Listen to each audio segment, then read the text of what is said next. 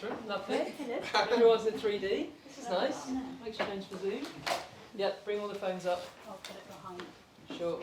No problem. Hello, Bassett. How are you? Good, good. Hey, how are you? How are you? I got it. It's okay. Thanks. All good? Everybody ready? Everybody excited? Yes. Fab. Happy days. Well, welcome along. Thank you very much for joining us. Get yourself a head coach that can do everything. Emma Hayes over there. Popping that up as well. Lovely. Thank you for joining us. Very exciting game tomorrow night against Lyon at Stamford Bridge. As always, we'll kick off with a broadcast section and then move on to a written section, if that's all right. And we'll start with the cameras at the back, if that's all right. So if I could come to Fadima at Sky Sports first. Lovely, thank you. Emma, how are you? I'm okay. Congratulations, by the way, on your nomination in the power list. Thank you. Very well deserved, by Thank the you way. so much. No, Welcome. thank you, great to hear. Throws me off a little because I wasn't expecting to know about that. But I'm obviously a big game ahead of you tomorrow. Winning against Lyon, great start leading into this game. I want to ask how training has been. We obviously worked over the training session earlier on in terms of any injuries we need to be aware of, anything ahead of the game tomorrow. Yeah, we trained without Millie today. He was the only player we trained without, but everybody else trained today. I think, as always, this group responds really well on the back of a defeat, and I have nothing but good things to say about the quality in training today. I thought the intensity was outstanding, and the execution of the details we'd asked for was first class from the group. Is tomorrow going to be too soon for Millie, or what's the injury? Well, we've got time until tomorrow, so we're just maximising as much time as we can, but she wasn't in training today. Okay, lovely, thank you. And ahead of the game for tomorrow, obviously Lyon, well known to be one of the best teams in the world, have won this cup on many occasions, so it's going to be a very tough game against them. How do you think Chelsea can edge that win, make it all the way to another final, hopefully? I have to have the right mentality to begin with, and we have to be brave. You have to appreciate that their record speaks for itself, but it's important for us as a team to impose ourselves, be aggressive in the right moments, be positive in everything we do, on and off the ball, and seek the opportunity that's there in front of us. And I know the entire dressing room is very much looking forward to it. With obviously, if Chelsea hopefully go through to this, and Arsenal were to go through their game tomorrow, it would probably be the first time in over 10 years to have two WSL teams at that stage of the Champions League. What does that really say about the growth of the WSL and really breaking that into the top of in European football? Well, let's both get there first, and we'll talk about that tomorrow. Lovely. And Magda, just from you very quickly, 17,000 fans expected tomorrow at Stamford Bridge. Chelsea are known to create a fortress there over and over again. How important is it to get those numbers in there to really put on a display for those fans?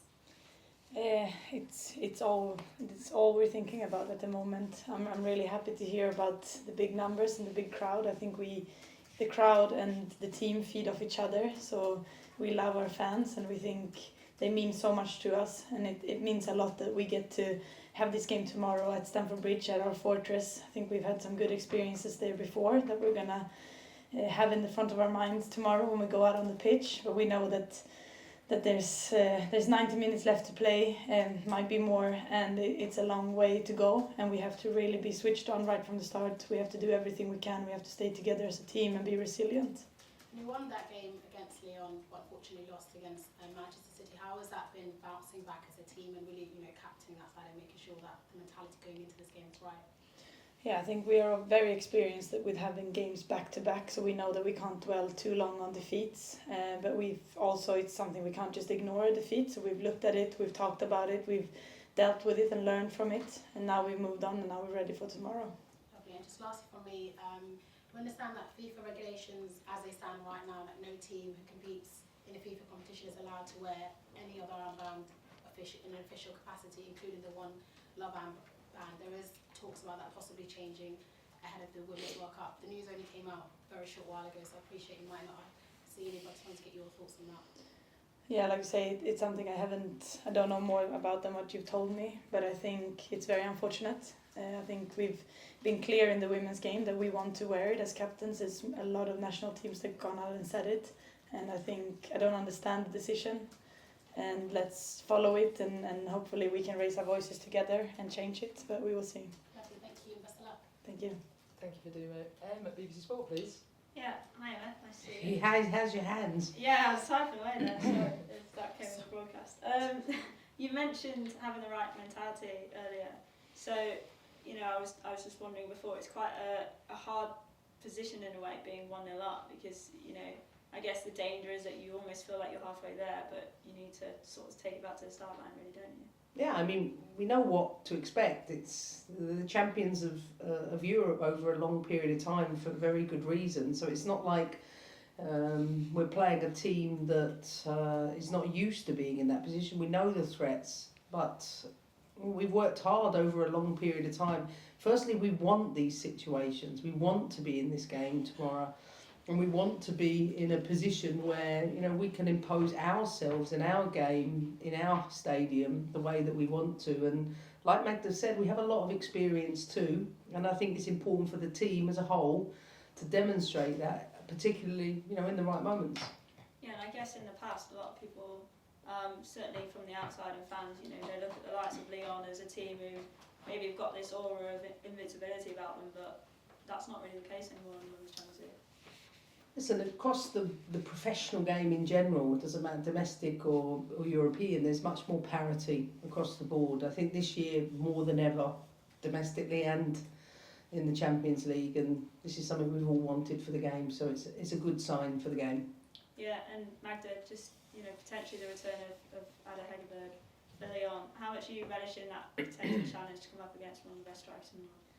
Yeah, I mean, I'm here for it. I think it's going to be a great challenge. I think we play, like Emma said as well, domestically. We play almost on a weekly basis. We play against some of the best strikers in the world. So I think we're prepared for it as a team. I think we're prepared for it, but we just have to also go out and do it. It's all, we can sit here and talk about it, but we have to show it on the pitch and just do it, and yeah, show the Chelsea mentality that we know we have in our group, and that's all about doing things together. So that's what I want to see tomorrow. Best of luck. Thank you. Lovely stuff, thank you. Moose, please. Hi Emma, how are you? Those- This season, if you're going to achieve what you want to achieve, you pretty much need to win now every single game in every competition. Mentally, how tough is that to go into every game knowing you've got to win? It's the aim. I mean, it's that Magda's laughing because she knows that's what we live for in our environment. We want to be in the positions we're competing. The flip side is I don't want to be sitting at home watching this game from a team outside of it, or I want to be sitting in a position where we can't compete to win the league or the FA Cup, etc. We are exactly where we want to be. And in terms of, I mean, you've taken Chelsea to a Champions League final before, because that night it didn't go for you the way you wanted it to. Is that always a spur when you come to this competition that you want to get back there and maybe right or wrong? Sure, yeah, I want to be in the biggest game, so there's no doubt that's a motivation for me, but my motivation isn't led by one single thing. To be the very best at something, like Magda says, you can't just talk about it, you have to do it every day on the training pitch in every game, and my challenge to the team tomorrow is demonstrate everything that you have worked so hard to put this club in a position. And you've been asked about the opposition and the great strikers they have. You've got one of the best strikers in the world in Sam Kerr. Is there any extra pressure on her tomorrow? Listen, it's a team game. It's not about Sam Kerr or any other player. It's a team game. It's about the team as a whole, both sides of the ball, doing exactly what we want them to do in terms of executing the game plan and delivering that in hard moments as well as obviously good moments.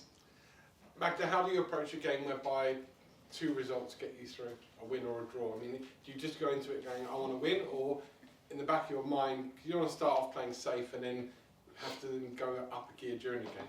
No, I mean, we approach the game from how Emma and Denise wants us to play, and we will do that. And I think we can't have a result in the back of our mind. It's our behaviours that matter. So it's about being aggressive, being on the front foot, being together when we play. Then results will come naturally if we have the right behaviours. So we focus more on our game plan and what we're meant to do out there. And finally, I don't mean this to come across as a stupid question, but you've played in so many big games, but are you still nervous ahead of a quarter-final like tomorrow? I'm always nervous actually before I play a game. I like that nervous because it gets me on edge and it keeps me focused.